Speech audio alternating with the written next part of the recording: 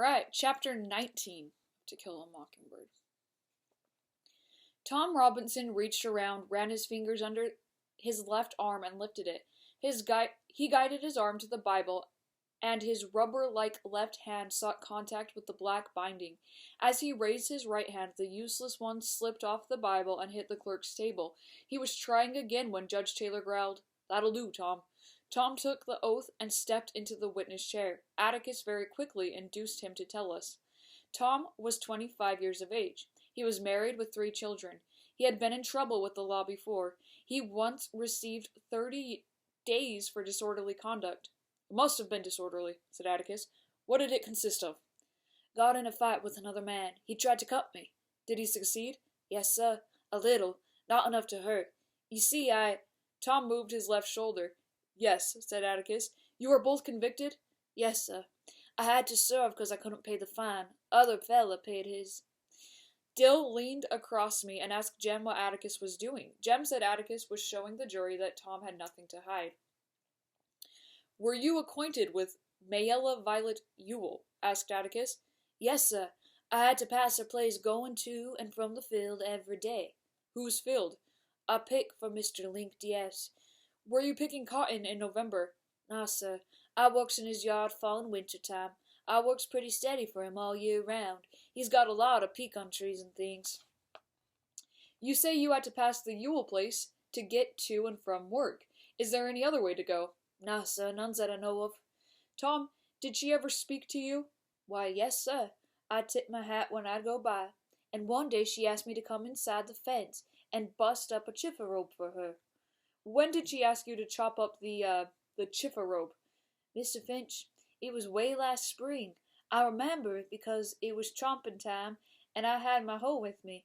I said I didn't have nothing but this hoe, but she said she had a hatchet. She gave me the hatchet, and I broke up the chiffer rope. She said, 'I reckon I have to give you a nickel, won't I?' And I said, 'No, ma'am, there ain't no charge.' Then I went home. Mr. Finch, that was way last spring, way over a year ago." "Did you ever go to that place again?" "Yes, sir." "When?" "Well, I went lots of times." Judge Taylor instinctively reached for his gavel but let his hand fall. The murmur below us died without his help. "Under what circumstances?" "Please, sir? Why did you go inside the fence lots of times?" Tom Robinson's forehead relaxed. "She'd call me in, sir. Seemed like every time I passed by yonder she'd have some little something for me to do.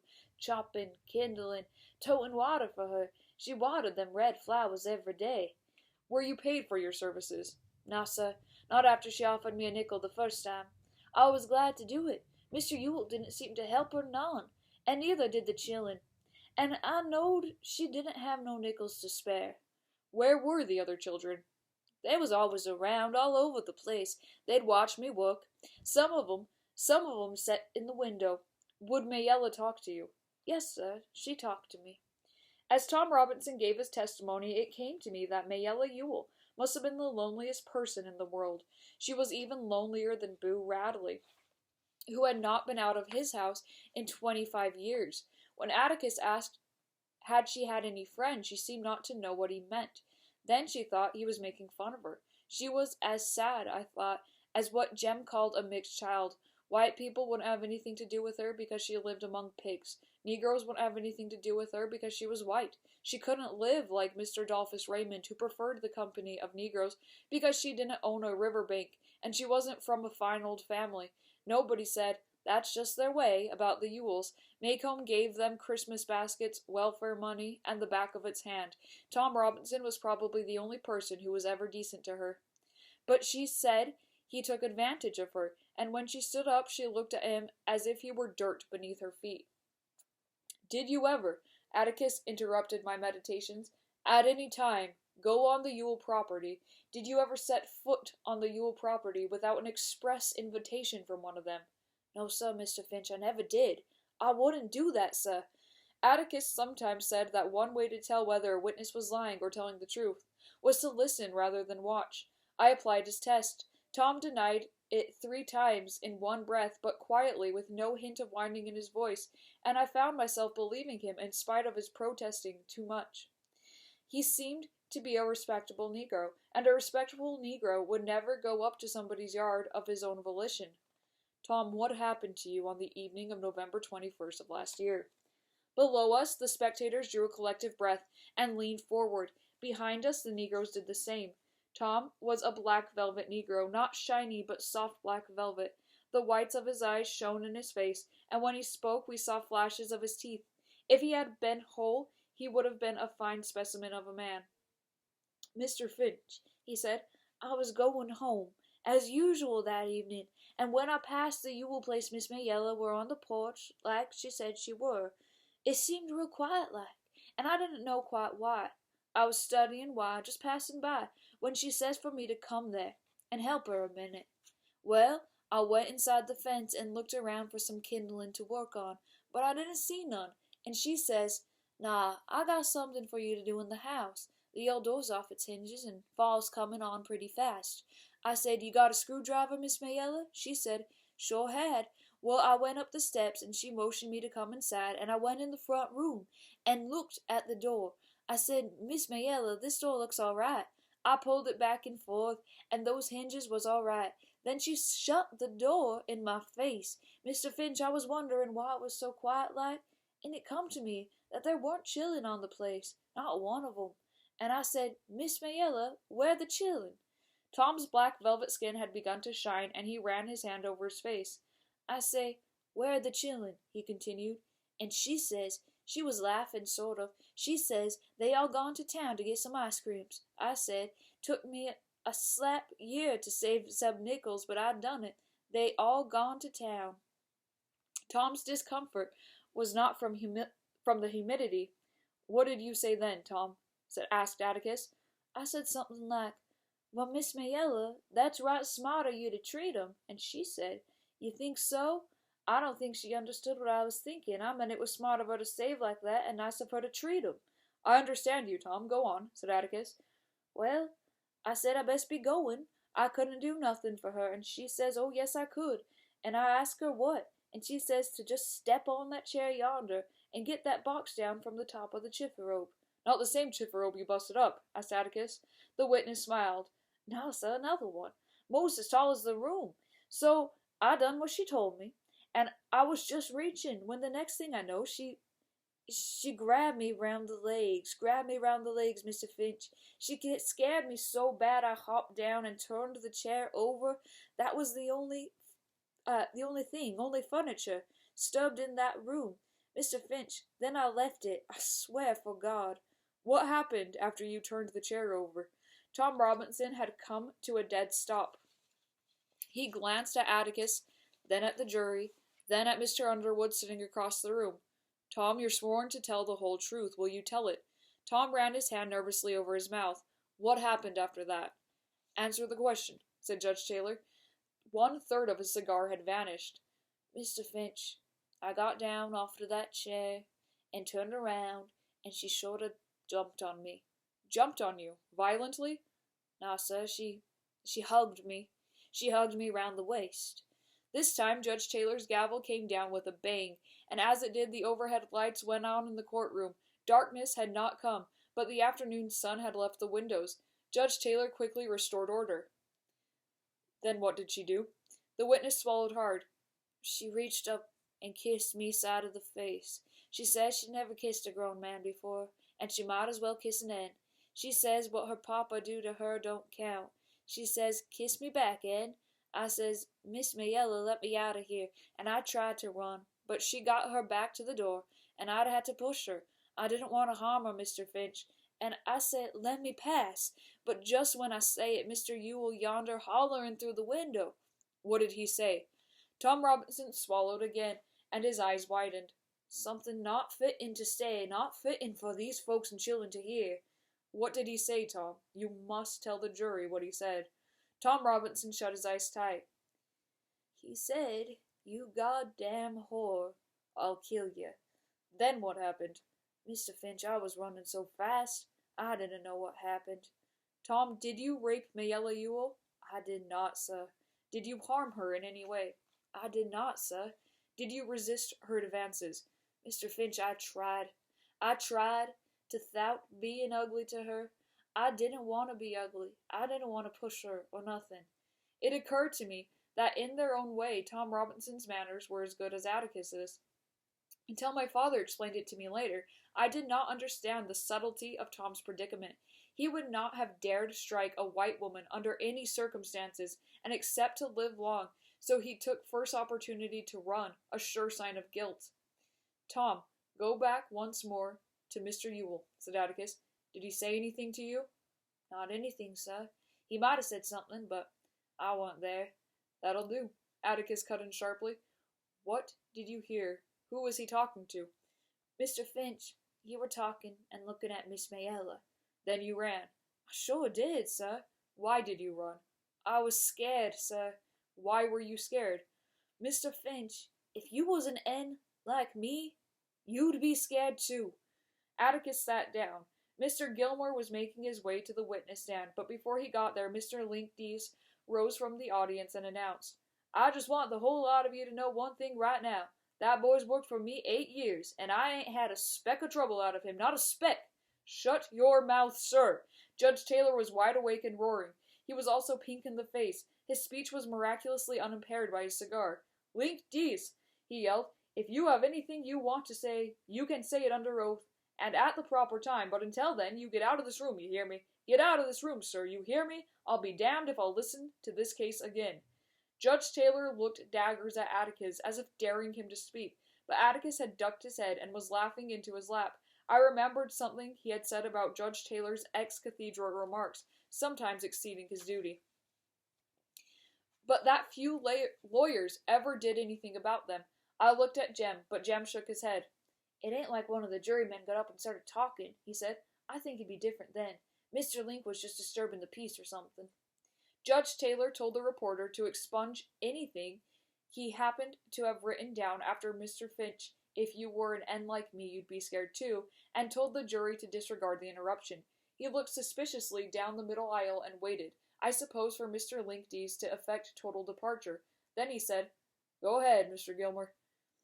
You were given 30 days once for disorderly conduct, Robinson, asked Mr. Gilmore. Yes, sir. What the N look like when you got through with him? He beat me, Mr. Gilmore. Yes, but you were convicted, weren't you? Atticus raised his head. It was a misdemeanor, and it's in the record, Judge. I thought he sounded tired. Witness will answer, though, said Judge Taylor, as wearily. Yes, sir. I got 30 days. I knew that Mr. Gilmore would sincerely tell the jury that anyone who was convicted of disorderly conduct could easily have had it in his heart to take advantage of Mayella Ewell. That was the only reason he cared. Reasons like that helped. Robinson, you're pretty good at busting up chiffer robes and kindling with one hand, aren't you? Yes, sir, I reckon so. Strong enough to choke the breath out of a woman and sling her to the floor? I never done that, sir. But you are strong enough to. I reckon so, sir. Had your eye on her a long time, hadn't you, boy? No, sir, I never looked at her. Then you were mighty polite to do all that chopping and hauling for her, weren't you, boy? I was just trying to help her out, sir. That was mighty generous of you. You had chores at home after your regular work, didn't you? Yes, sir. Why didn't you do them instead of Mrs. Ewell's? I done 'em both, sir. You must have been pretty busy. Why? Why what, sir? Why were you so anxious to do that woman's chores? Tom Robinson hesitated, searching for an answer. Looked like she didn't have nobody to help her, like I says. With Mr. Ewell and 7 children on the place, boy? Well, I says it looks like they never helped her none. You did all the shopping and work, from sheer goodness, boy? I tried to help her, sir, I says. Mr. Gilmore smiled grimly at the jury. You're a mighty good fellow, it seems. Did all this for not 1 penny. Yes, sir. I felt right sorry for her. She seemed to try more'n the rest of 'em. You felt sorry for her. You felt sorry for her. Mr. Gilmore seemed ready to rise to the ceiling. The witness realized his mistake and shifted uncomfortably in his chair, but the damage was done. Below us, nobody liked Tom Robinson's answer. Mr. Gilmore paused a long time to let it sink in. Now you went by the house as usual, last November 21st, he said, and she asked you to come in and bust up a chiffer robe. No, sir. Do you deny that you went by the house? No, sir. She said she had something for me to do inside the house. She says she asked you to bust up a chifferobe, is that right? No, sir, it ain't. Then you say she's lying, boy. Atticus was on his feet, but Tom Robinson didn't need him. I don't say she's lying, Mr. Gilmore. I say she's mistaken in her mind. To the next questions, as Mr. Gilmore reviewed Mayella's version of events, the witness's steady answer was that she was mistaken in her mind. Didn't Mr. Ewell run you off the place, boy? No, sir, I don't think he did. Don't you think? What do you mean? I mean, I didn't stay long enough for him to run me off. You're very candid about this. Why did you run so fast? I says I was scared, sir. If you had a clear conscience, why were you scared?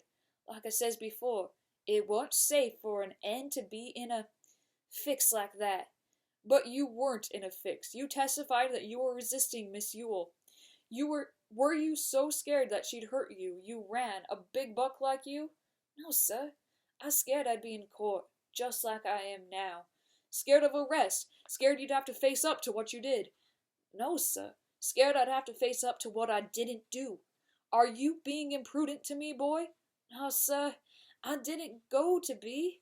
This was as much as I heard of Mr. Gilmore's cross-examination, because Jem made me take Dill out.